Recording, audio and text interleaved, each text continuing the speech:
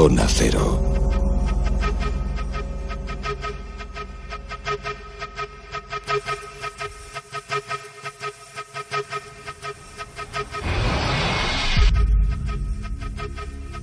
Entramos uno de esos monográficos que tienen como protagonista a un personaje de difícil calificación, verdaderamente singular, extravagante en algunas cosas, sorprendente en muchas otras, digno indiscutiblemente de estos monográficos Zona Cero que, como siempre, presentamos con Carlos Canales y Jesús Callejo. Hola, buenas noches. ¿Qué tal? Muy buenas noches, compañeros. Un tipo genial hoy, ¿eh? Sí, qué tío más raro. Y nos vamos al Antiguo Egipto, que es un misterio fascinante de por sí y que lógicamente ha llamado la atención a individuos de estas características que ya tienen en su currículum vitae cosas asombrosas. Buenas, Silvia. ¿Qué tal? Que veo que estáis aquí como muy con el turbante y muy preparados, ¿no? Sí, con el pico y la pala. Una carga de dinamita por si hay que hacer algún tipo de exploración arqueológica. Bueno, ¿cómo se hacía en aquella época? No existía la dinamita, pero metían pólvora. Pero que el efecto era el mismo. Bueno, Belzoni era como Indiana Jones, pero la bestia. No, es verdad, es difícil de calificar porque estamos realmente sería uno de los pioneros de la egiptología, ¿no? Cuando todavía la egiptología no había nacido como disciplina. Pero era un aventurero, era un caradura, era un sinvergüenza, era un pícaro, era un vividor. Era un tío ingenioso. Era un tío ingenioso, era un inventor. Es decir, era muchas cosas. Era la clásica persona que tenía mucho ingenio y que tenía que subsistir como fuera. De hecho, él nace en una familia numerosa, nace en Padua en el año 1778, hijo de un barbero, y bueno, pues ahí los que sobraban eran niños en aquella casa, y este chico pues malvivía haciendo ya sus picardías hasta que a los 16 años las picardías parece que no le llevaban a ningún buen terreno y se quiere hacer monje. Y de hecho ingresa en un monasterio romano muy cerca de la capital, en Roma, pero tiene mala suerte, es decir, él cree que ha encontrado la vocación, pero está claro que la vocación espiritual no es lo suyo, y la intervención francesa de Napoleón en Italia pues hace que este monasterio se cierre, y este hombre pues ve que los hábitos, pues eso, que no le da dinero tampoco y que no tenía una vocación muy clara, porque entre otras cosas le gustaban las mujeres. Sin embargo, tenía ciertas ventajas. La primera que tenía es que lo que no pasaba es muy desapercibido, porque medía más de 2 metros en una época en que la gente era muchísimo más baja que ahora. Entonces, ahora si midiera más de 2 metros también llamaría un poquito la atención. Sí, pero no te quiero ni contar en 1800. Claro. Pero además que era un armario de 4 puertas, porque estaba cuadrado. Exacto, estaba a cachas y era un forzudo notable. Así que como Napoleón decidió al ocupar Roma, bueno, al ocupar el centro de Italia, que eliminar los conventos, y bueno, pues, le cerró el suyo, entonces se quedó en la calle, dijo, ¿y para qué sirvo? Dijo, pues para el circo. Y eso es a lo que se dedicó, y se contrató en un circo, aprovechando su fuerza, y que era un tío bastante gracioso. Jesús ha dicho que era un picaruelo y tal, con lo cual hacía 2 cosas, hacía de forzudo y trabajaba con Giuseppe Grimaldi, que era el payaso más famoso de Italia. O sea, tenía un trabajo doble. Y bueno, siguió viviendo con el circo durante un tiempo, lo que le permitió hacer una cosa muy curiosa, es que recorrió una parte notable de Europa. Estuvo por Francia, por Holanda, y acabó, después de la paz de Amiens, en el momento en que no había guerra entre Francia e Inglaterra, en Inglaterra. Y allí hizo una cosa muy curiosa, que es lo contrario de lo que mucha gente haría ahora. Todavía no era la emigración no era un fenómeno conocido en Europa. Los italianos no, que luego fíjate que emigraban más a Argentina o Estados Unidos, no lo habían hecho aún. Y su apellido auténtico era Belzón. Su padre se llamaba Giacomo Belson y él se llamaba Belson. Pero al llegar a Inglaterra lo italianizó más, porque no sonaba lo suficiente. Entonces le puso 2 N, Belzoni. Entonces, que es el nombre con el que la ha conocido la historia. Entonces, a partir de ese momento, nace una nueva persona, que es Giovanni Belzoni, que, aprovechando su experiencia en el circo, sus notables habilidades, no de tipo intelectual, sino como picaruelo, listillo, ingenioso, y, bueno, una mínima cultura que había adquirido durante el tiempo que estuvo en el monasterio, pues le permitió iniciar prácticamente una vida nueva. Bueno, de hecho, parece que se licencia en ingeniería cuando está en Inglaterra, entre feria y circo, pues bueno, va haciendo sus estudios. Estamos hablando de una persona pues capacitada, ¿no?, para los estudios, una persona inteligente, ¿no?, para que, bueno, tenía que sobrevivir como fuera. Y cuando va de feria en feria y de circo en circo, haciendo de forzudo, tenía un apodo. Se le conocía como el Sansón de la Patagonia, fíjate, un italiano, pero bueno, como la Patagonia sonaba como muy remoto y era más exótico, y tenía un número estrella. ¿Sabéis qué es lo que hacía Belzoni antes de dedicarse a Egipto, que ahora contaremos su etapa? Pues su número estrella era la pirámide humana, es decir, hasta 12 personas podía él mantener, ¿no?, con su hercúlea fuerza. la pirámide humana. Tú sabes que- Y le iba a decir que lo de las pirámides tenía mucho que ver con Pero su ¿cómo, futuro. cómo las mantenía? No, bueno, hay un truco, tenía un truco. Y es que, Hombre. bueno, él como ingeniero había diseñado un sistema de gatos hidráulicos que le permitía levantar a la gente. Entonces, era un tipo muy ingenioso. Claro, lo que pasa es que luego ese gato hidráulico, esa rueda hidráulica que luego la convierte en una patente mucho más sofisticada, es lo que hace que, como ve que como forzudo tampoco gana mucho dinero, ya se había, por cierto, casado con su mujer, con Sarah Bain. Sarah Bain es Cogió su una- clásica compañera. Cogió nacionalidad inglesa, esto es Claro, importante decirlo. exactamente. Sitio Es la que siempre la ciudadano acompaña a británico. todos los sitios. En fin, siempre se habla de esa gran mujer, ¿no?, que hay detrás de un gran hombre, y en este caso, pues Sarah Bain, que injustamente que se la olvida, ¿no? Bueno, pues este hombre, al final, ya deja de hacer pirámides humanas y ha dicho, yo me voy a Egipto, que por entonces era una tierra prometedora, Por lo de las pirámides, ¿no? por lo de las pirámides, ya te digo que inconscientemente, sin saberlo él, pues se va a Egipto. Estamos hablando del verano de 1815, con su esposa, y allí, que ya ha hecho sus pequeños pinitos con máquinas hidráulicas, pues se da cuenta que Egipto es una zona seca, es decir, que salvo la zona del Nilo, todos los demás, pues es muy seca. Entonces inventa una rueda hidráulica para intentar regar los campos egipcios. Así que convence, y según él era 4 veces más eficiente que las antiguas ruedas hidráulicas que había. Entonces, bueno, él piensa que se va a forrar, porque tiene el invento del siglo, y ni corto ni precioso se lo comenta. Bueno, consigue, ¿no?, una serie de influencias para ir al palacio del Pachá Mohamed Ali. Un pequeño matiz. Él había conocido a Mohamed Ali en Malta, porque él había estado recorriendo con su mujer Francia y España, cuando ya era ciudadano británico, y al llegar a Malta, de casualidad, conoció al Pachá es decir, al Pachá de Egipto.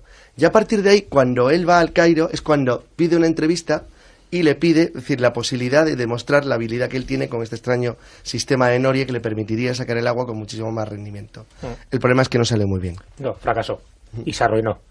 Bueno, y el Pachá no le cortó la cabeza de milagro, porque era un sádico de mucho cuidado este tío. Claro, y en esa forma de intentar sobrevivir, dijo, a ver, ¿qué puedo hacer en Egipto Claro, ahí se para queda. salir adelante? Efectivamente, él está en el Cairo, su invento se ha ido a la porra, y lo que él pensaba que se iba a forrar está totalmente arruinado. Y entonces, bueno, pues vuelve otra vez a darle la cabeza. Y, hombre, aquí no voy a hacer de forzudo. Claro, No aquí, tiene ningún aquí sentido. hacer la pirámide humana como que no. Entonces, bueno, la casualidad, y no tan casualidad, sabía hacer buenas relaciones humanas, ¿no? Entonces, conoce al cónsul británico, que es Henry Salt. Y el cónsul británico, por entonces, era muy normal comerciar con obras de arte, en fin, con todas las cosas que se iban encontrando en las excavaciones egipcias. Así está el Museo Británico, lleno de Egipto. Claro, claro. Sí, de hecho, este cónsul se quería llevar la estatua de Rasmesún de Tebas. Sí, sí, Así directamente. Así que le propone, pues, un negocio. Belsonia hubiera aceptado cualquier cosa.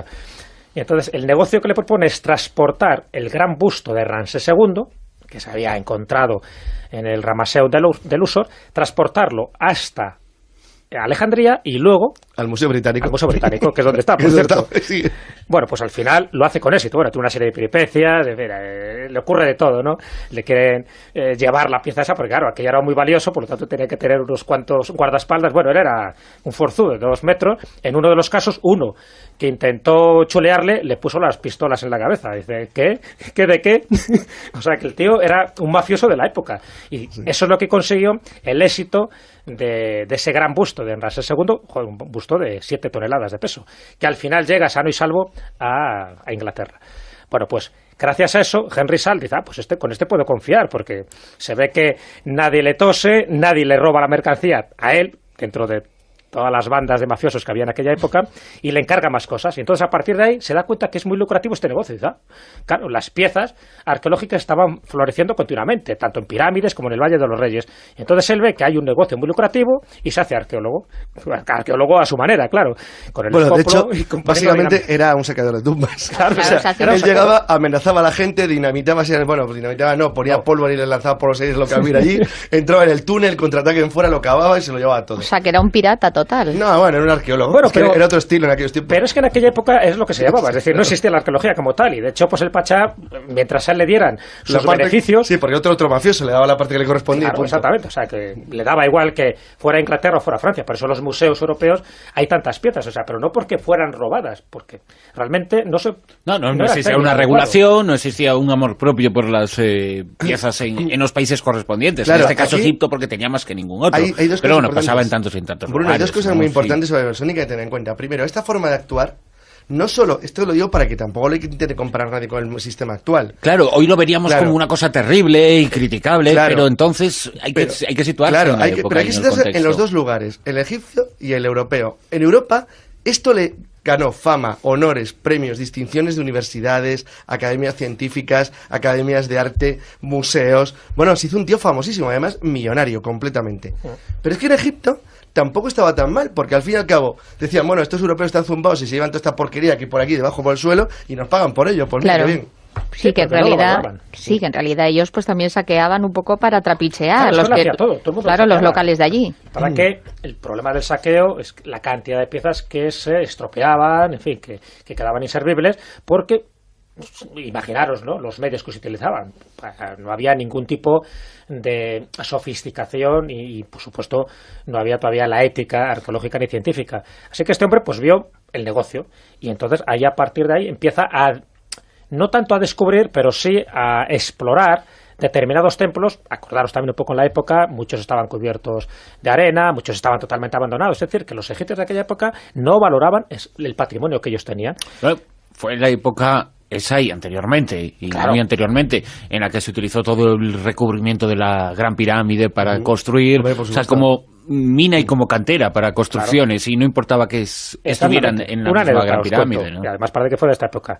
El Mehmed Ali es el de los mamelucos, es decir, los mamelucos hacían prácticas de tiro con la esfinge. De ahí es donde de un cañonazo volaron la nariz. O sea, de esta época, imaginaros, es la época de Belzoni, con lo cual Belzoni dice, bueno, si estos son capaces de disparar contra la esfinge. Pero si lo dice Bruno, si la mejor cantera que tenían en la cantera hacia la pirámide la estaban destrozando entera. Claro, ya habían desenterrado otros por ellos, pues lo tenían ahí, no la pudieron desmantelar. A los egipcios les daba absolutamente igual. Bueno, lo han apilado para nosotros todas las piedras, es lo que pensaban, ¿no? Un poco más. Y en realidad, como él estaba nacionalizado inglés, al haberse casado con una inglesa, prácticamente lo que estaba haciendo era salvar el patrimonio que estaban destruyendo ahí en Egipto y se lo llevaban con el visto a Inglaterra. Bueno, tanto de las autoridades egipcias como de las autoridades inglesas. Con las que luego negociaba y discutía, porque él suministraba no solamente Inglaterra, al British Museum, suministraba a toda Europa. Era el mejor postor. A ver, él decía, quiero una estatua de un faraón, espera, contrata a Belzoni. Llegaba allí el mensajero, a ver, Belzoni, que un bus alemán de un principado de Hesse, no sé qué, quieren una estatua. Y entonces él buscaba a los guías, dinamitaba el lugar, lo arrasaba todo y se lo llevaba al punto. Ahí quedaban muertos los camellos, destripados, el lugar, el agujero, todo. Sí, bueno, pero eran efectos colaterales. Lo que sí es cierto es que a partir de ahí empieza esa etapa por la que es conocido. Es decir, hay como dos etapas. Y por su obra, su primera obra. Y su obra, sí. Luego escribe un libro de viajes donde cuenta un poco todo este tipo de peripecias, aventuras. Pero bueno, ahí es donde se dedica a explorar los templos de Edfú, el de Elefantina, el de Philae, es decir, toda la gente que ha ido a Egipto y ha visto estos templos, pues siempre hay una referencia histórica a Belzoni, que claro, como nadie sabe la otra parte gamberra que tiene Belzoni, pues piensan que es uno de los grandes arqueólogos y grandes egiptólogos, que lo es, no lo olvidemos, verdad, pero en la historia maldita de la egiptología, porque luego, ya en el siglo XX, cuando se empieza un poco a reescribir toda esta parte, en fin, un poco más belicosa, ¿no?, de la arqueología, Belzoni está considerado dentro, pues, de los poco ortodoxos, un poco al estilo de Schliemann también, cuando encuentra el tesoro de Micenas, en fin, el de Troya, todo esto, pues también Schliemann, a pesar del gran favor que hizo la historia y la mitología, pero Schliemann, como arqueólogo oficial, que diga extraoficial, es decir, de estos que se apuntó un poco al carro, igual que Belzoni, para ganar un dinerillo, también está un poco marginado. Así que Belzoni, y por eso un poco lo rescatamos, porque es un personaje no demasiado conocido dentro del mundo de la historia y mucho menos dentro del mundo de la egiptología. Es que su libro, que tiene un título larguísimo, era narración de las últimas investigaciones y excavaciones realizadas en las pirámides, templos, tumbas y excavaciones en Egipto y Nubia, que se considera, porque lo es, la primera obra de arqueología egipcia publicada en inglés. Sí tenía unos dibujos muy bonitos, un libro ilustrado, un libro muy bien escrito, en el cual, bueno, había un cierto trabajo intelectual. Otra cosa es que Belzoni era como un macarra, iba poniendo, aquí estuvo Belzoni, cosas de ese estilo, casi. O sea, eras tú, pero... Bueno, lo puso en el Ramaseum, siempre ponía, aquí estuvo Belzoni, le encantaba. O esto lo descubrió Belzoni. Y lo puso también en el Valle de los Reyes, por ejemplo, en la tumba de Seti I, el que todavía tiene allá Belzoni. O en la pirámide de Kefren, en la misma tumba. Porque hacía mucho que no entraba... En lo alto de la pared, no sé, bueno, claro, ¿cómo se subió? Como medía 2 metros, pues no tuvo ningún problema. Porque yo la he visto, la de Kefren. Belzoni was here. ¿Cómo se subió? Yo por entonces no sabía que medía tanto el tío. No, pero Belzoni estuvo aquí, estuvo bien. Belzoni was here. Y este hombre, una vez que ya encontró en Egipto su auténtica vocación y desarrollar todas estas ideas e iniciativas que tenía, fue y se encaminó hacia algún lugar? ¿Cómo fue la continuación de su vida? Pues se hizo rico y gastó muchísimo. Sí, ahí se hizo rico. La verdad que uno de los grandes méritos que se atribuyen a Belzoni es quitar toda la arena que tenía el templo de Abu Simbel. Y Abu Simbel en aquella época sí se había descubierto, además por un arqueólogo suizo, por Buthard, y amigo suyo que le pone un poco sobre la pista. Dice, oye, pues vete más para abajo, que allá hay un templo, y lo pasa que no hay quien entre. Desde ahí seguro que te vas a encontrar con miles de tesoros. Estaba totalmente tapado prácticamente por la arena. Así que lo hace en 2 etapas. En una de ellas, pues descubre 2 de los 4 bustos de Ramsés II, que ya sabéis que son bustos gigantescos de 20 metros de altura, que están en la fachada principal. Bueno, os podéis imaginar, arena a 20 metros, o sea, quitando. Solo consigue limpiar un poco esos dos bustos, y con el tiempo, ya en 1817, busca una cuadrilla de trabajadores y dice, venga, hay que quitar toda la arena porque lo que nos podemos encontrar aquí. Y efectivamente, al final, logra despejar de arena todo el templo de Abu Simbel, en la ubicación original, no la que está ahora, que ya sabéis que se ha desplazado por la presa de Asuán. Y su decepción es mayúscula. Ahí sí se lleva una decepción, porque nada le había costado tanto trabajo como eso. Claro, es que quitar toneladas y toneladas de arena. Y al final lo que encuentra son pequeñas figurillas, porque claro, ya había sido expoliado este templo hacía muchísimo tiempo, ¿no? Y se lleva una decepción. Pero gracias a él, a partir de ahí se puede visitar el templo de Abu Simbel. Porque ese templo ahí estaba y se sabía, porque aparecía de vez en cuando alguna de las coronas del rey, del faraón Ramsés II, pero tuvo ese trabajo ímprobo, hercúleo, de quitar toda esa arena. O sea, es una de las cosas importantes que él hizo. O, entre otras cosas, pues encontrar determinados sarcófagos de alabastro más o menos intactos. Ese tipo de cosas tiene su mérito. Por cierto, como anécdota, cuando entra en la pirámide de Kefren, pues también él esperando que iba a encontrar grandes fortunas, a la época, ¿no? Solo encuentra huesos de vaca, restos de comida de los saqueadores. Y entonces ahí se da cuenta que efectivamente, antes que él, siglos antes, ya habían estado saqueadores. Y encontró también un grafiti. Antes de poner el Belzoni, ya había un grafiti de estos saqueadores. Y que ponía, el maestro Mohamed Ahmed Lapicida lo abrió. Y el maestro Othman estuvo presente en la apertura. Y el rey Ali Mohamed estuvo presente desde el principio. Y cuando se volvió a cerrar. Todo esto, un grafiti. Y él al lado puso, con letras grandes, más grandes todavía que lo todo, Escoperta de Giacomo Belzoni do marzo 1818, el 2 de marzo de 1818. Dale, para que se vea que también yo entraba aquí. Y acabó, pues la vida de Belzoni acabó porque, como hemos dicho, gastaba muchísimo dinero y, además le gustaba la aventura, era un tipo aventurero y viajero. Y él se había convertido en un investigador notable de las tradiciones sobre tesoros, leyendas de ciudades perdidas, de templos, y conocía la existencia de la mítica Tombuctú, la ciudad de Mali, del África Occidental interior, que había que encontrar porque era uno de los grandes centros de las caravanas de la Edad Media. El caso es que él partió, y corto y precioso, cogió y partió para África Occidental. Y él la idea suya era llegar hasta la desembocadura del río Níger y desde ahí subir para poder alcanzar en Mali Tombuctú, lo cual era el camino correcto. El problema es que, que él era ya algo mayorcillo. Tombuctú lo habían intentado varios exploradores occidentales, pero nadie había regresado. Entonces él quería ser el primero que iba a Tombuctú y regresaba, porque por entonces Tombuctú era una ciudad sagrada, una ciudad peligrosa y prohibida. El motivo por el que no regresaban, que Jesús lo ha dicho, es porque les frotaba la cabeza, básicamente. Sí, no regresó ninguno, y de hecho Belzoni tampoco. Belzoni no tampoco porque... Pero no le cortaron la cabeza. No. Por el camino murió de una forma más ignominiosa. Sí, cogió una infección de esas que te vas literalmente por las patas abajo. Una disentería que dejó... Y le dejó licuado. El río Beni con otro color.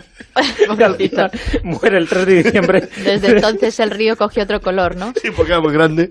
Es que 2 metros. Dijeron, Dios mío, lo que ha venido aquí. Y no llegó a las Navidades de 1823.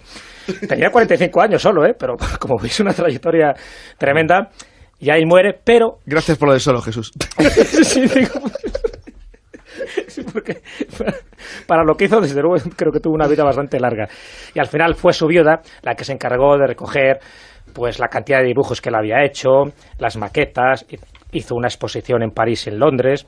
Al final se publicó también todos estos dibujos 4 años después. Es decir, todo este tipo de cosas, esta recopilación, gracias a su mujer, pues digo que su mujer fue muy importante. Además son dibujos de la época romántica muy bonitos, así de principios del siglo XIX, son preciosos todos. Claro, y él hizo o sea, su mujer hizo pues que este hombre, en lugar de quedar un poco en las brumas del olvido, pues quedara reconocido como es. Y no lo olvidemos. Bueno, es decir, las brumas no, porque están sus pintadas por todos lados. Sí, bueno, ya, pero Belzoni, que si no hay pintadas, por ejemplo, claro, queda como si queda como algo anecdótico, mientras que así queda históricamente comprobado. Exactamente. Pero bueno, recordemos, por ejemplo, que Belzoni, en vida, sí que hizo lo que está considerada como la primera exposición egipcia del mundo. Es decir, la primera. Por eso digo que hay que reconocer un poco su valía. Sí, que siempre algo queda, evidentemente. Claro, que siempre algo queda. Y que, analizado en su contexto histórico, en su época, sí, claro. Bueno, pues ahora el valor lo podemos interpretar de otra forma, pero que cada ser humano, entre ellos también Belzoni, era hijo de su época y actuó en función de su época. Hubiera sido raro que hubiera sido un jaguás en esa época, cuidando y preservando para el gobierno egipcio todas aquellas piezas, porque, bueno, nadie concebía eso. No, pero sí que era un personaje muy del estilo de Indiana Jones y un personaje digno, por ejemplo, de hacer una película, que yo sepa nunca se ha hecho una película. Sí, es verdad, eso lo estaba pensando mientras comentabais su historia, toda su historia, cada una de sus historias tiene una película. Es apasionante, yo creo que además se le hubiera gustado como epitafio algo que decían los antiguos egipcios y que de alguna forma este monográfico sirve, ¿no?, para recordar y subrayar una especie de epitafio, y es que decían los antiguos egipcios: repite mi nombre y viviré para siempre. Bueno, yo creo que entre todos hemos hecho que Belzoni pues ocupe el lugar que se merece. Y ahora ya tiene un monográfico. Y ya tienes un monográfico, O sea monográfico Belzoni. Muchas gracias, Jesús Carlos. Gracias. Hasta luego. Y siguió viviendo con el circo durante un tiempo, lo que le permitió hacer una cosa muy curiosa, es que recorrió una parte notable de Europa. Estuvo por Francia, por Holanda, y acabó, después de la paz de Amiens, en el momento que no había guerra entre Francia e Inglaterra, en Inglaterra. Y allí hizo una cosa muy curiosa, que es lo contrario de lo que mucha gente haría ahora. Todavía la emigración no era un fenómeno conocido en Europa. Los italianos que luego fíjate que emigraban más a Argentina o Estados Unidos, no lo habían hecho aún. Y su apellido auténtico era Belzón. Su padre se llamaba Giacomo Belzon y él se llamaba Belzon. Pero al llegar a Inglaterra lo italianizó más, porque no sonaba lo suficiente. Entonces le puso dos N, Belzoni. Entonces, que es el nombre con el que la ha conocido la historia. Entonces, a partir de ese momento nace una nueva persona, que es Giovanni Belzoni, que aprovechó. Le gustaban las mujeres. Sin embargo, tenía ciertas ventajas. La primera que tenía es que lo que no pasaba es muy desapercibido, porque medía más de 2 metros en una época en que la gente era muchísimo más baja que ahora. Entonces, ahora si midiera más de 2 metros también llamaría un poquito la atención. Sí, pero no te quiero ni contar en 1800. Claro. Pero además que era un armario de 4 puertas, porque estaba cuadrado. Exacto, estaba a cachas y era un forzudo notable. Así que como Napoleón decidió, al ocupar Roma, al ocupar el centro de Italia, que eliminar los conventos, y pues le cerró el suyo, entonces se quedó en la calle, dijo: ¿y para qué sirvo? Dijo: para el circo. Y eso es a lo que se dedicó, y se contrató en un circo aprovechando su fuerza, y que era un tío bastante gracioso. Jesús ha dicho que era un picaruelo y tal, con lo cual hacía dos cosas: hacía de forzudo y trabajaba con Giuseppe Grimaldi, que era el payaso más famoso de Italia. O sea, tenía un trabajo doble. Y bueno, la zona cero.